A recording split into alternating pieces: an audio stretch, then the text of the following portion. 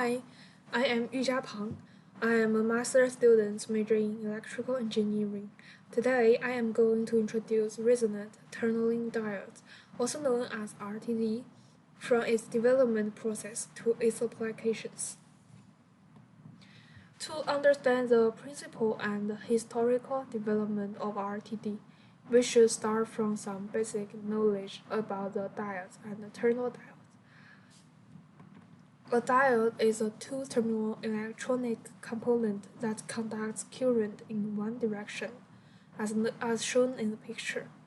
It's quite easy to understand that the performance of the diodes in high-frequency region is not so good because the response time is too long. Last, we come to the tunnel diodes, also known as Esaki diodes. In 1973, Esaki and Brian Josephson were awarded the Nobel Prize in Physics for their discovery of the electron tunneling effect. Esaki then invented the tunnel diodes. Tunnel diodes starts from the quantum tunneling effect, which should be really familiar for us. The quantum tunneling effect causes a negative resistance region in the positive voltage region, shown in the figure. So, the tunnel diode switching speed is really fast, and its operating frequency could be up to 100 GHz, generally used in certain switching circuits or high-frequency oscillation and other circuits. Resonant-tunneling diode is a diode with a resonant-tunneling structure in which electrons can tunnel through some resonant states at certain energy levels. First, let's talk about resonant-tunneling structure. We have already seen this in one of our problem sets. Normally, a quantum tunneling only contains one barrier, but in the resonant-tunneling structure, there are two barriers.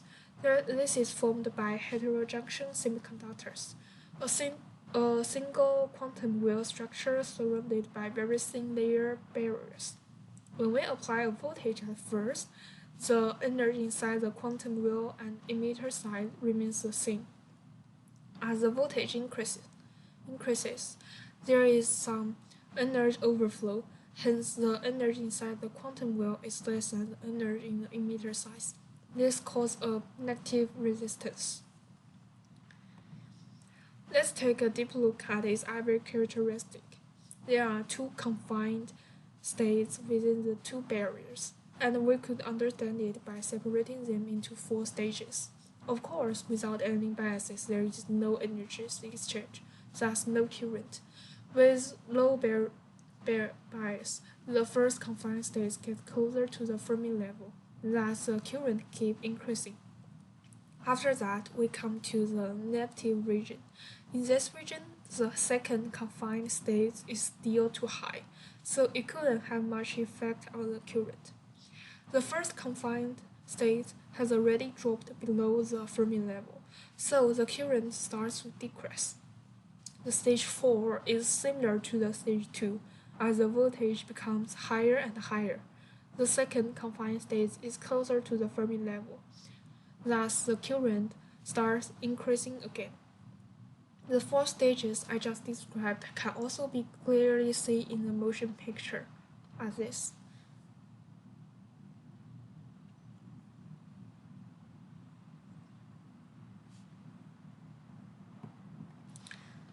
With a special characteristic for RTD, we could know the basic advantages and disadvantages for it.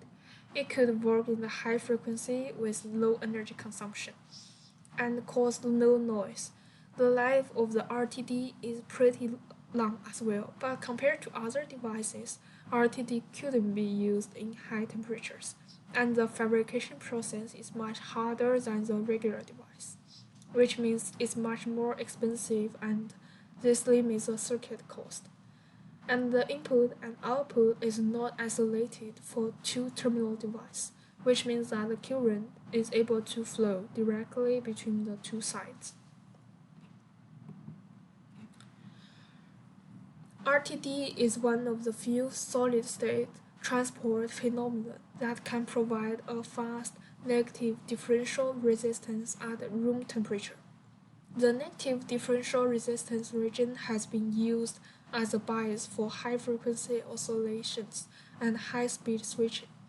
RTD has the highest oscillation frequency and the lowest switching times among all the electronic devices.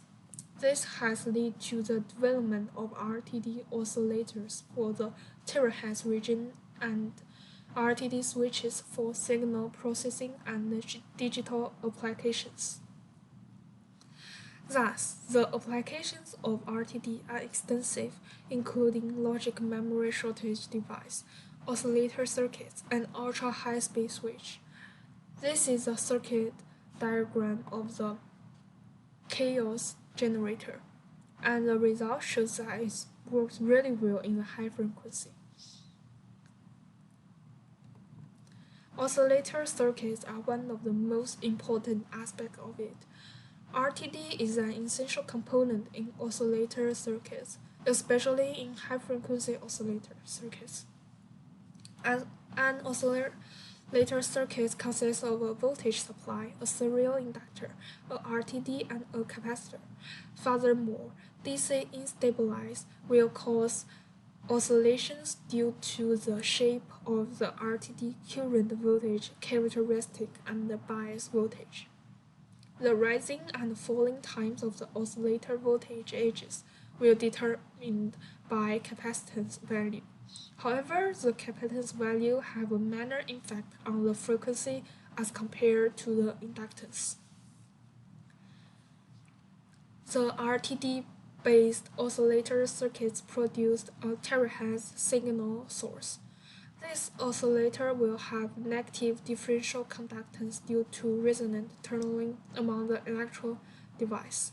The improved performance of practical operation in microwave frequency can be achieved by RTD. Besides, the size of the RTD-based oscillator circuits is small, and this reduces power loss of the device. In recent years, there has been remarkable progress in filling the terahertz gap of compact source.